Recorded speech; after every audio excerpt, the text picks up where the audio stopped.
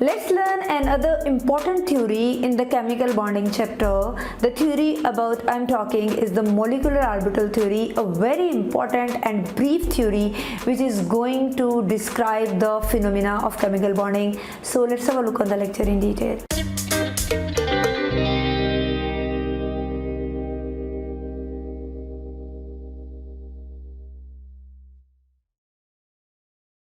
आज हम chemical bonding chapter की बहुत important theory molecular orbital theory, जिसको हम लास्ट थ्योरी कंसीडर करते हैं टुवर्ड्स केमिकल बॉन्डिंग, उसको बहुत डिटेल से डिस्कस करेंगे। हम लोगों ने पिछले लेक्चर्स में जाना when we were studying about the valence bond theory के इलेक्ट्रॉन्स जो होते हैं इन द वैलेंस ऑर्बिटल्स वो एक दूसरे के साथ ओवरलैप करते हैं और ओवरलैप के नतीजे में जो है हमारे पास बॉन्ड फॉर्मेशन होती है। अब ये ओवरलैपिंग हमने पढ़ा था, जितनी ज़्यादा एक्सेस ओवरलैपिंग होगी, एक्सटेंट ऑफ ओवरलैपिंग जितनी ज़्यादा होगी उतना ज़्यादा स्ट्रॉन्ग बॉन्ड हमारे पास आएगा। हमारे पास सिग्मा और पाई बॉन्ड की फॉर्मेशन का कॉन्सेप्ट जो कि हमें वीबीटी ने दिया वो मॉलिक्यूलर ऑर्बिटल थ्योरी में उसी तरह से लाई करता है। मॉलिक्यूलर ऑर्बिटल थ्योरी भी उसी तरह के जो ऑर्बिटल्स हैं उनकी फॉर्मेशन, उसी तरह के मॉलिक्यूलर ऑर्बिटल थ्योरी भी सिग्मा और पाई बॉन्ड की फॉर्मेशन को सपोर्ट करती है। लेकिन इसके साथ साथ इस थ्योरी के और भी बहुत से फीचर्स हैं जिनको वन बाय वन एक्सप्लोर करना ज़रूरी है। तो वैलेंस बॉन्ड थ्योरी, तो मॉलिक्यूलर ऑर्बिटल थ्योरी के सबसे इम्पॉर्टेंट कॉन्सेप्ट ये है कि जिस तरह हम वीबीटी और वेस्पर थ्योरी की बात करते हैं तो वो हमें सिर्फ ये बताती हैं कि किसी भी एटम का जो है हम इलेक्ट्रॉनिक कन्फिगरेशन उसको ड्रॉ कर सकते हैं, उसके इनर इलेक्ट्रॉन्स और आउटर मोस्ट शेल में मौजूद इलेक्ट्रॉन्स को हम डिफ्रेंशिएट कर सकते हैं। लेकिन मॉलिक्यूलर ऑर्बिटल थ्योरी जिसको हम MOT से रिप्रेजेंट करते हैं वो हमें ये बताती है कि जब एटम्स के कंबाइन हो जाने से कोई मॉलिक्यूल बन जाता है तो उस मॉलिक्यूल की भी हम कन्फिग्रेशन जो है रिप्रेजेंट कर सकते हैं, उसमें भी इलेक्ट्रॉनिक डिस्ट्रीब्यूशन जो है उसको हम ऑन द पेपर लिख सकते हैं। ठीक है, तो अब सबसे पहला फीचर जो, अगर हम इसके साइलेंट फीचर्स की बात करें मॉलिक्यूलर ऑर्बिटल थ्योरी का, तो वो ये है कि number of electrons in the molecular orbitals of a molecule are same as in the atomic orbitals of atom. जितने जो भी मुख्तलिफ तरह के एटम्स मिलके एक मॉलिक्यूल को बना रहे हैं, जितने इलेक्ट्रॉन्स उस एटम में होंगे, जो मॉलिक्यूल हमारे पास कंबाइन होगा, कंबाइन होके बनेगा, उसमें भी नंबर ऑफ इलेक्ट्रॉन्स सेम रहेंगे। फर्ज कर लीजिए हमारे पास दो हाइड्रोजन एटम्स हैं और दोनों के पास एक एक इलेक्ट्रॉन है, तो जब वो दोनों एटम्स मिलके एक मॉलिक्यूल बनाएंगे तो उनके जो इलेक्ट्रॉन्स होंगे वो, उसमें टोटल इलेक्ट्रॉन्स जो होंगे वो 2 हो जाएंगे, जो कि सम होगा दोनों एटम्स में मौजूद इलेक्ट्रॉन्स का। तो total number of electrons molecule में सेम रहेगा as it was in the constituents atoms. अब हम ये बात करते हैं कि एटम्स जो हैं वो कंबाइन होके सिग्मा एंड पाई बॉन्ड्स बनाते हैं and they will leads towards the formation of a molecular orbitals. अब हमारे पास to form the molecular orbitals definitely formation of the bonds takes place. अब इन बॉन्ड्स को बनाने के लिए एटम्स जो होते हैं उनके वैलेंस ऑर्बिटल्स जो होते हैं वो एक दूसरे के साथ क्या करते हैं, ओवरलैप करते हैं, और इस ओवरलैपिंग के नतीजे में हमारे पास शेयरिंग पेयरिंग ऑफ इलेक्ट्रॉन्स होती है और हर एटम जो होता है वो अपना ऑक्टेट कंप्लीट कर रहा होता है। यही रूल मॉलिक्यूलर ऑर्बिटल थ्योरी भी जो है उसको फॉलो करती है। लेकिन मॉलिक्यूलर ऑर्बिटल थ्योरी ये कहती है कि वो एटम्स जो मिलकर एटॉमिक मॉलिक्यूलर ऑर्बिटल्स बना रहे हैं उन एटम्स के वैलेंस इलेक्ट्रॉन्स जो होते हैं या वैलेंस शेल में मौजूद इलेक्ट्रॉन्स जो होते हैं जब ओवरलैप कर रहे होते हैं तो उनको दो इंपॉर्टेंट प्रॉपर्टीज़ हैं जिनको फॉलो करना चाहिए। द नंबर 1, जो ओवरलैपिंग ऑर्बिटल्स हैं, एक तो उनकी शेप सेम होनी चाहिए, मीन्स एस ऑर्बिटल जो होगा वह एस ऑर्बिटल के साथ ही ओवरलैप कर सकेगा। इसी तरह उनकी जो है वो एनर्जी लेवल्स भी सेम होने चाहिए, मींस 1s ऑर्बिटल और 2s ऑर्बिटल के दरमियान जो है वो बहुत ज़्यादा एनर्जी डिफरेंसेस हैं। तो इस तरह के मॉलिक्यूल्स, इस तरह के जो ऑर्बिटल्स होते हैं वो एक दूसरे के साथ ओवरलैप नहीं कर सकेंगे। हमारे पास ss के साथ ओवरलैप कर सकेगा, हमारे पास px और py जो होते हैं वो ओवरलैप कर सकते हैं because they are lying perpendicular. लेकिन जब हम pz की बात करते हैं because it is lying horizontal, तो उनके दरमियान हेड टू हेड ओवरलैप हो सकती है। ठीक है, तो जिस तरह हमने पहले बात की when we study about the sigma and pi bond formation, तो उसमें डिटेल से आप लोगों ने जाना।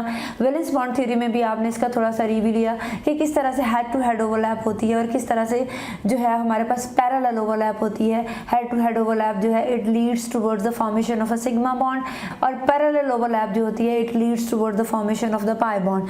अब हमारे पास एटॉमिक ऑर्बिटल्स जो होते हैं वो जब बनेंगे, जब कंबाइन होंगे and they will Leeds toward the formation of the molecular orbitals, तो उन एटॉमिक ऑर्बिटल्स की एनर्जी तकरीबन सेम होनी चाहिए, एट सम एक्सटेंट सेम होनी चाहिए, लेकिन उनकी शेप्स जो है वो बहुत ज़्यादा एक दूसरे के एक जैसी शेप्स होनी चाहिए ताकि उनका ओवरलैप जो है वो पॉसिबल हो सके। अब हम बात करते हैं एटॉमिक ऑर्बिटल्स की। तो एटॉमिक ऑर्बिटल्स में जो हमारे पास इलेक्ट्रॉन्स होते हैं उनके ऊपर सिर्फ एक न्यूक्लियस का इन्फ्लुएंस होता है, लेकिन जब हम मॉलिक्यूलर ऑर्बिटल्स की बात करते हैं तो उन इलेक्ट्रॉन्स के ऊपर दो या दो से ज़्यादा न्यूक्लियस का इन्फ्लुएंस होता है। जितने ज़्यादा एटम्स ने मिलकर उस मॉलिक्यूल को बनाया हुआ है उतने ज़्यादा एटम्स में जो न्यूक्लियस मौजूद होंगे उन तमाम शेयर्ड इलेक्ट्रॉन पेयर्स को होल्ड करने की कोशिश करेंगे। तो वो एटम जिसके आउटर मोस्ट इलेक्ट्रॉन्स को या जिसके सराउंड करने वाले इलेक्ट्रॉन्स को सिर्फ एक न्यूक्लियस ने होल्ड किया हुआ है उसको हम मोनोसेंट्रिक कहेंगे। और मॉलिक्यूल्स में क्योंकि हमारे पास ज़्यादा न्यूक्लियस होते हैं ऐसे इलेक्ट्रॉन क्लाउड को हम कहेंगे दैट इज़ द पॉलीसेंट्रिक, क्योंकि उसको बहुत ज़्यादा दो या दो से ज़्यादा न्यूक्लियस जो है उन्होंने घेरा हुआ है और अपने पास जो है वो होल्ड किया हुआ है। जब हम बात करते हैं नंबर ऑफ मॉलिक्यूलर ऑर्बिटल्स जो फॉर्म होते हैं तो they are equal to the number of atomic orbitals combine. जितने एटॉमिक ऑर्बिटल्स कंबाइन होंगे they will result toward the formation of the molecular orbitals. ठीक है, फर्ज करें 2 एटॉमिक ऑर्बिटल्स हमारे पास कंबाइन हुए हैं। हम हाइड्रोजन की एग्जांपल लेते हैं तो 2 एटॉमिक ऑर्बिटल्स के कंबाइन होने से जो 2 मॉलिक्यूलर ऑर्बिटल्स जो हैं वो बनेंगे। The one is called the bonding molecular orbital and the other is called the anti bonding molecular orbital. अब 2 एटॉमिक ऑर्बिटल्स के कंबाइन होने से हमारे पास 2 मॉलिक्यूलर ऑर्बिटल्स आएंगे। जो हमारे पास एक मॉलिक्यूलर ऑर्बिटल होगा that is of a lower energy and more stable and is known as a bonding molecular orbital, और जो दूसरा ऑर्बिटल होगा is non bond is known as a anti bonding orbital, उसको हम सिग्मा स्टार भी कहते हैं। और इसके अलावा उसकी जो एनर्जी होती है बहुत ज़्यादा होती है, हाईली अनस्टेबल होता है। ठीक है, अब हम बॉन्डिंग मॉलिक्यूलर ऑर्बिटल्स की बात करते हैं तो वो ज़्यादा स्टेबल होते हैं as compare to the anti bonding orbitals. हमारे पास फर्स्ट करें ये 2 एटॉमिक ऑर्बिटल्स थे, ये कंबाइन किए और उन्होंने 2 जो थे हमारे पास मॉलिक्यूलर ऑर्बिटल्स बनाए। The molecular orbital with lower energy is known as a sigma bond, और इसकी एनर्जी लो होती है, ये स्टेबल होता है। और जो हमारे पास एंटी बॉन्डिंग ऑर्बिटल होगा, मॉलिक्यूलर ऑर्बिटल होगा, उसकी एनर्जी ज़्यादा होगी, उसको सिग्मा स्टार से रिप्रेजेंट करेंगे और वो हमारे पास जो होगा वो हाईली अनस्टेबल होगा। अब जब हम बात करते हैं मॉलिक्यूलर ऑर्बिटल्स की और एटॉमिक ऑर्बिटल्स की, तो मॉलिक्यूलर ऑर्बिटल्स को बहुत ज़्यादा मल्टीपल इलेक्ट्रॉन्स ने सराउंड किया हुआ होता है। एटॉमिक ऑर्बिटल्स को हम जानते हैं कि उसी स्पेसिफिक एटम के इलेक्ट्रॉन्स जो होंगे उन्हें सराउंड किया हुआ होगा। तो हमारे पास जो मॉलिक्यूलर ऑर्बिटल्स होते हैं दे आर मच क्राउडेड, हम कह सकते हैं they are much bigger as compare to the atomic orbitals. इसके अलावा जो जितने भी रूल्स हैं like if we are filling Aufbau principle के अकॉर्डिंग अगर हम इलेक्ट्रॉन फिलिंग कर रहे होते हैं तो हमारे पास जो इलेक्ट्रॉन फिलिंग होती है वो हमारे पास एनर्जी लेवल के हिसाब से होती है। ठीक है, और उसमें हमारे पास जो स्पिन है इलेक्ट्रॉन फिलिंग प्रोसेस के दौरान वो भी ऑपोजिट रहनी चाहिए। मींस एक ऑर्बिट में जो इलेक्ट्रॉन्स हैं वो दोनों डिफरेंट स्पिन के होने चाहिए। तो मॉलिक्यूलर ऑर्बिटल थ्योरी जो इलेक्ट्रॉन फिलिंग के जितने भी रूल्स हैं, Aufbau principle, Pauli exclusion principle और हुंड्स रूल, उन सबको फॉलो करती है।